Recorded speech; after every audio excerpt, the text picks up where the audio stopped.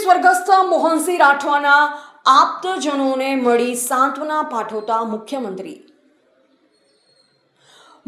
ભૂપેન્દ્ર પટેલે સ્વર્ગીય મોહનસિંહ રાઠવાની પ્રાર્થના સભામાં ઉપસ્થિત રહી શ્રદ્ધાસુમન અર્પણ કર્યા. મુખ્યમંત્રી ભૂપેન્દ્ર પટેલ, પૂર્વ મંત્રી અને અગ્રણી આદિવાસી સમાજ સેવક સ્વર્ગસ્થ મોહનસિંહ રાઠવાની પ્રાર્થના સભામાં ઉપસ્થિત રહ્યા.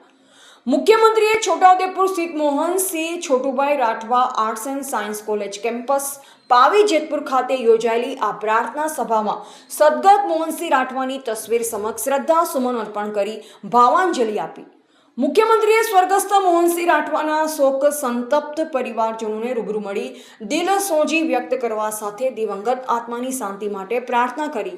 આ પ્રાર્થના સભામાં ભાજપા પ્રદેશ પ્રમુખ જગદીશ વિશ્વકર્મા, રાજ્યસભાના સાંસદ મુકેશભાઈ રાઠવા, સાંસદ સર્વ જસુભાઈ રાઠવા, મનસુખ વસાવા, ધારાસભ્ય અભયસિંહ તડવી, જયંતિભાઈ રાઠવા, લોકસભાના પૂર્વ સાંસદ ગીતાબેન રાઠવા, પૂર્વ રેલ મંત્રી નારાયણભાઈ રાઠવા તથા વિવિધ રાજકીય પક્ષોના આગેવાનો, સામાજિક સંસ્થાઓના પ્રતિનિધિઓ, ધર્મગુરુઓ અને મોટી સંખ્યામાં નાગરિકોએ સ્વર્ગીય મોહનસિંહ રાઠવાને શ્રદ્ધાસુમન અર્પણ કરવા સાથે સદગત આત્માની શાંતિની પ્રાર્થના કરી.